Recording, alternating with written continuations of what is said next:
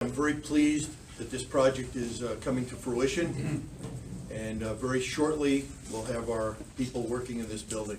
It was very disheartening. I took office in '06, and when you come in the summer, you'd see our people going to work in the jail, and after about 15-20 minutes, just fully perspiring, very uncomfortable. In the winter, you would go up on the second and third floor. A lot of the windows were frosted over. You'd see deputies working their posts, wearing their winter coats inside, having little space heaters under the desk to keep warm.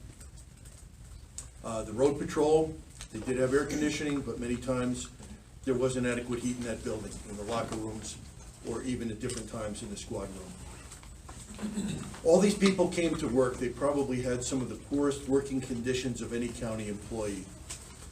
And they came to work, they never complained, they never said anything about it, which says a lot for our workforce, the quality of our workforce, that they just came in and did their jobs, regardless of if they were uncomfortable, if they wanted to be somewhere else. They just came in and did what they had to do.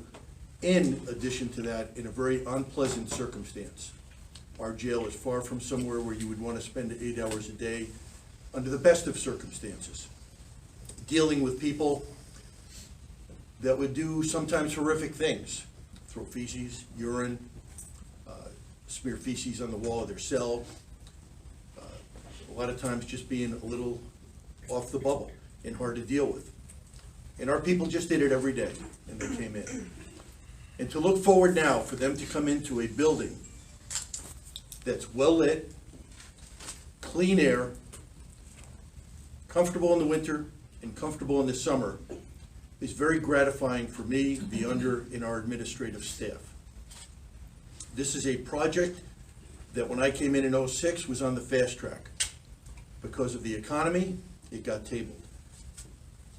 And 2 legislators let it go by the wayside.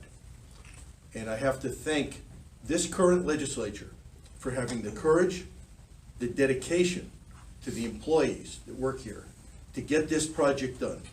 It was not an easy thing to make that decision. The price tag is quite staggering, but the project being put off for all those years just made the cost go up and up. Every year you don't build, the cost of materials, the cost of labor go up. So I have to say that this legislature got it done.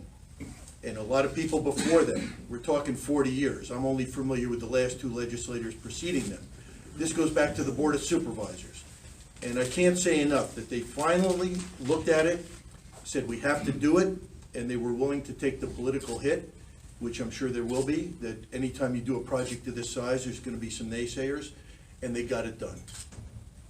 But from my end, I have to thank them greatly, every one of them, and thank the public, the people of Sullivan County, for providing this building for our people to work in appropriate accommodations. And just thank you very much, and I hope everybody has the tour and enjoys it and sees how great this building is.